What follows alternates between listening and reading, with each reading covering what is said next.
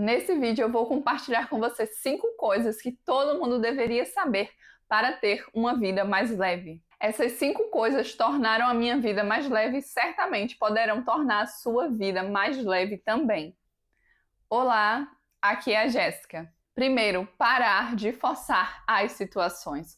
Quantas vezes na vida a gente não quer seguir o fluxo da vida, a gente não aceita o fim de um ciclo. Então tudo isso torna a nossa vida mais densa, mais pesada, mais sobrecarregada, porque a gente tenta manter algo do qual já se encerrou. Às vezes pode ser um relacionamento, uma amizade, um emprego do qual você não está mais trabalhando naquele local e você fica pensando, era tão bom de trabalhar ali. Ou talvez você pense, eu não vou conseguir outro emprego nem tão cedo.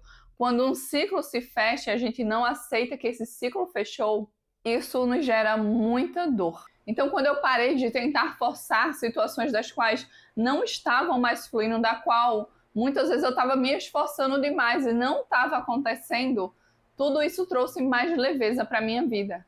Para pensar um pouco na sua vida, pessoalmente. Quantas coisas você já se esforçou, você já se dedicou e parece que a coisa ela não evoluía, ela não ia para frente. Então isso serve para várias coisas na nossa vida. Não só relacionamento amoroso, como também de amizade, como também trabalho, ou ambientes dos quais a gente pode frequentar hoje, e talvez daqui a 1, 2 anos não faça mais sentido estar nesse ambiente. E está tudo bem a gente se transformar, está tudo bem a gente procurar outros ambientes.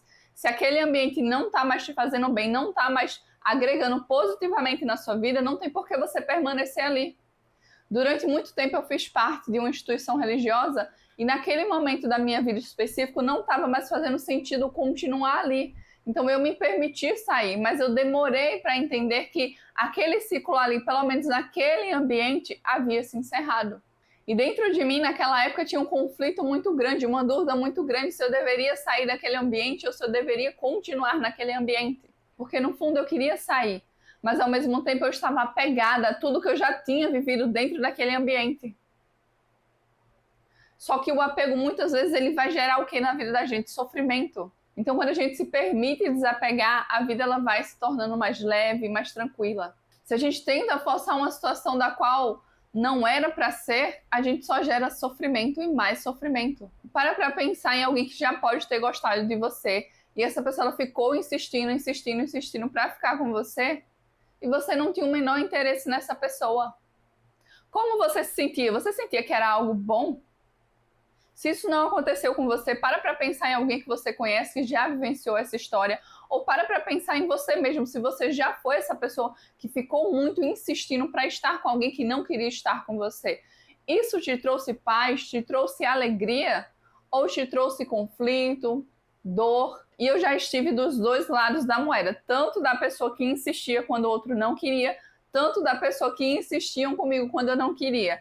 Vai por mim. Depois que eu passei a experiência da pessoa insistir comigo quando eu não queria, eu descobri que verdadeiramente é terrível. Então, sim, a gente deve dar o nosso melhor, a gente deve se esforçar, a gente deve buscar novas formas de fazer aquilo que a gente está fazendo para ver se verdadeiramente aquilo não está fluindo, não está dando certo, ou é a gente que não está fazendo da forma mais adequada. Mas se a gente viu que é hora de fechar aquele ciclo, ou que aquela situação não é pra gente, não adianta insistir. Porque às vezes essa porta que se fechou e você está tentando reabrir, dali vai sair muito sofrimento para a sua vida. Um sofrimento que poderia ter sido evitado se você entendesse que aquilo dali não era mais para você. Quantas pessoas passam por isso, por exemplo, dentro de relacionamentos amorosos? O relacionamento terminou, se encerrou, seja porque a outra pessoa não quer mais, seja porque vocês não são compatíveis, independente do motivo. Você não está mais ao lado daquela pessoa e aquela pessoa ela ainda insiste. Ou você insiste, pode perceber o quanto de dor isso gera. E lá na frente, quantas vezes você vai perceber, poxa, realmente essa pessoa não era para minha vida, realmente essa pessoa não tinha nada a ver comigo, por que eu estava insistindo tanto? Então, a teimosia, muitas vezes, ela vai gerar o sofrimento na nossa vida, o não aceitar o fluxo da vida. Então, se você quer ter uma vida mais leve, você também precisa parar de tentar controlar e forçar as situações. Faça aquilo que estiver ao seu alcance, dentro do seu controle, mas aquilo que não tiver, solta. A segunda coisa que me fez começar a ter uma vida mais leve foi diminuir o tempo de tela. E uma coisa que eu percebi, talvez você já tenha percebido na sua vida, é que quando usamos muito o celular, a gente se sente sobrecarregado, se sente mais cansado ou cansada. Se você ainda não percebeu, comece a observar isso. Se você usa muitas redes sociais, se você usa muito as plataformas que a gente tem disponíveis hoje, pode perceber, quando você usa em excesso, você se sente mais cansado, se sente emocionalmente estressado, às vezes se sente instável. Então, diminuir o tempo de tela para mim foi essencial. Mesmo eu trabalhando com a internet, mesmo eu trabalhando usando o celular ou o computador. No meu tempo livre, quando eu uso o celular, eu procuro ver aquilo que verdadeiramente vai agregar à minha vida e não é o tempo todo. Eu não pego todo o meu tempo livre para estar com o celular nas mãos. Então, por exemplo, uma coisa que eu tinha um hábito muito grande de fazer e eu consegui parar de fazer isso é que sempre que eu ia comer, eu tinha que estar com o celular para escutar alguma coisa, seja um podcast, ouvir algum vídeo que eu achava interessante. Se eu estava lavando a louça, eu colocava o celular lá e deixava algum vídeo passando. E aí eu ia escutando aquilo, mas eu também não estava totalmente consciente daquilo que eu estava fazendo. É como se aquilo ficasse no automático e a minha atenção ela ficasse dividida para duas coisas. Então, essa foi uma das coisas que eu também consegui parar de fazer. Eu não vou te dizer que nunca eu faço isso, mas hoje isso é raridade, não é mais rotina na minha vida, como já foi durante muito tempo. Então, se você fizer isso, você vai conseguir perceber que você vai conseguir ficar mais presente no aqui e no agora. Se você concentrar, direcionar a sua atenção para aquele momento, para aquilo que você está fazendo naquele instante. Então, o exemplo que eu dei das louças, se você está lavando, qual é a sensação da água caindo em suas mãos? Qual é a sensação do sabão nas suas mãos? Qual é a sensação de pegar um talher, um prato, o que você está sentindo naquele momento? Como você está com o seu corpo? Você está confortável naquela posição? Não está? Então, estar atento a tudo isso te traz para aqui e para agora e te traz mais paz também, permitindo que a sua vida seja mais leve. Experimenta fazer isso na sua vida se você tem um hábito de sempre usar o celular quando vai comer ou quando vai fazer alguma atividade dentro de casa. Não é que você não possa ter isso até como na sua rotina, mas que não seja sempre, em todas as atividades. Não é legal que você faça isso, essa é a minha sugestão. Porque eu sei que isso funciona, porque isso deixou a minha vida mais leve. Muitas pessoas podem utilizar o celular já de forma compulsiva. Às vezes a pessoa está no tédio, às vezes a pessoa está triste. Então, quais são os momentos e quais são os gatilhos que você quer pegar o seu celular? Esteja atento ou atenta a isso também para que você possa se conhecer mais. 3. Aceitar ajuda. Eu não preciso dar conta de tudo sozinha. Durante muito tempo da minha vida eu achei que eu tinha que dar conta de tudo, resolver tudo, dentro do meu contexto e da minha situação atual. Mas a verdade é que a gente não vai dar conta de tudo, a gente não vai conseguir resolver todas as questões. A gente vai precisar da ajuda de outras pessoas também. E às vezes a gente quer dar uma de fortuna ou de fortão, não, eu consigo lidar com tudo, eu consigo resolver tudo, quando na verdade a gente sabe que não consegue, a gente precisa de ajuda também. Então, quando eu passei a aceitar mais ajuda das pessoas que queriam me ajudar, às vezes até na rua, alguém se oferece para fazer uma gentileza para você e você, não, tá tudo bem, não precisa. E às vezes você está sentindo a necessidade e você não aceita aquela ajuda. E aquela ajuda que você não aceitou, você impediu que a pessoa fizesse um bem para você. E isso me fez lembrar de duas coisas. Uma delas é das pessoas que não querem receber ajuda. Elas ajudam muitas pessoas, elas fazem muitas coisas, mas quando é na hora de receber, elas não querem receber.